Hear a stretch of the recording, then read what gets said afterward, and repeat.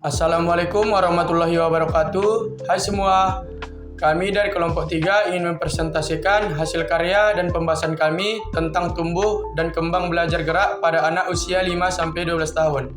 Sebelumnya mohon izin yang terhormat dosen pengampu Ibu Doris Apriani Ritonga, SPSI MA, dan Ibu Nur Kholilah Harahap, SPD MPD. Baik, sebelumnya izin perkenalkan diri.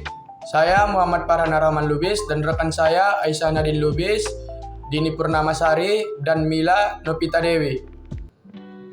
Tujuan kami membuat video ini adalah untuk memahami proses dan pentingnya pertumbuhan serta perkembangan fisik, kognitif, sosial, dan emosional anak usia 5-12 tahun agar orang tua, guru, dan lingkungan dapat memberikan stimulasi dan mendukung yang tepat guna mendukung tumbuh kembang anak secara optimal.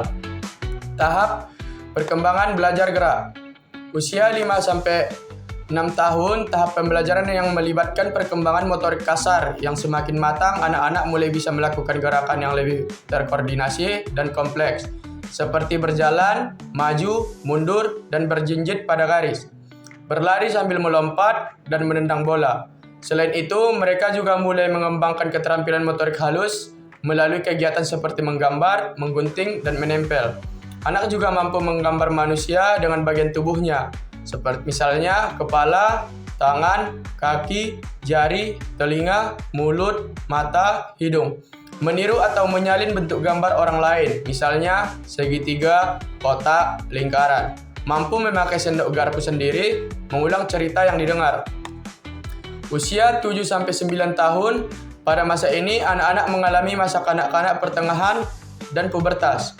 Salah satu peningkatan fungsi kognitif yang dimiliki anak usia 7-8 tahun adalah mereka dapat berbicara lebih baik dengan kosakata yang lebih banyak. Selain itu, kemampuan fisik anak berusia 7-8 juga semakin baik.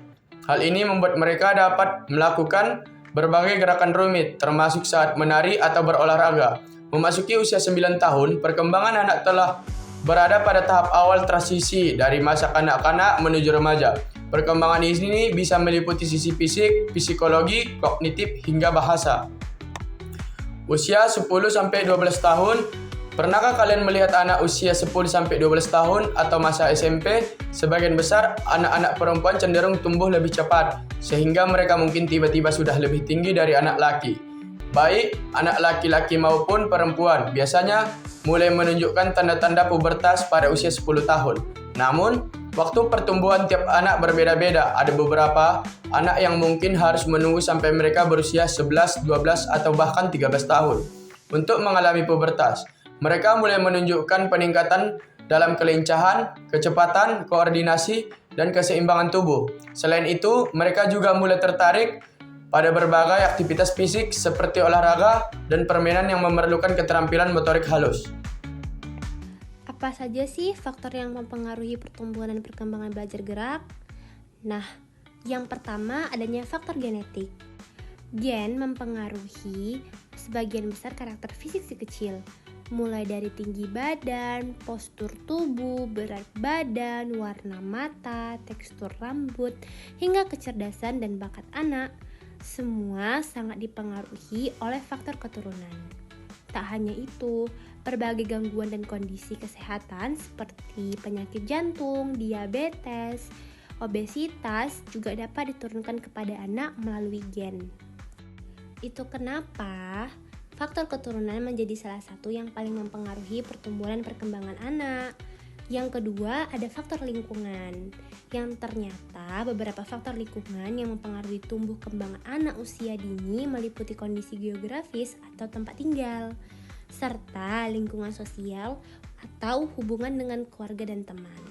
Sementara itu, lingkungan keluarga dan sekolah yang penuh kasih pun membuat anak lebih terampil, bahkan memiliki kepribadian baik. Hal ini memungkinkan anak menjadi unggul dalam kegiatan akademik dan kehidupan bersosial. Sumber air dan bahan makanan yang tercemar zat-zat kimia seperti timbal, mangan, merkuri, dan pestisida dalam jumlah yang tinggi telah dihubungkan juga dengan resiko menghambat pertumbuhan, kelainan fisik, dan melemahkan sistem kekebalan si kecil. Dan yang terakhir adalah faktor dari pengalaman.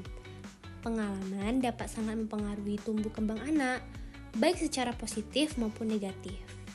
Pengalaman positif seperti stimulasi yang baik, lingkungan yang aman dan mendukung, serta interaksi yang positif dengan orang dewasa dan teman sebaya akan mendorong perkembangan anak secara optimal.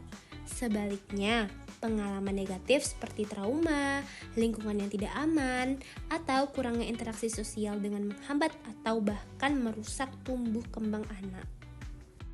Tujuan adanya pembahasan ini adalah untuk memahami tahap perkembangan belajar gerak anak pada usia 5-12 tahun, mengidentifikasikan faktor-faktor yang mempengaruhi pertumbuhan dan perkembangan belajar gerak anak, dan mengetahui cara-cara untuk mendukung dan memfasilitasi pertumbuhan dan perkembangan belajar gerak anak.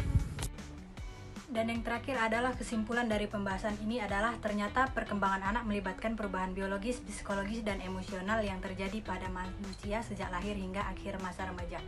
Perkembangan anak terutama sejak lahir hingga usia 5 tahun merupakan fondasi bagi masyarakat yang sejahtera dan berkelanjutan. Pertumbuhan dan perkembangan belajar gerak pada anak usia 5-12 tahun sangat penting untuk perkembangan kemampuan motorik dan fisik mereka.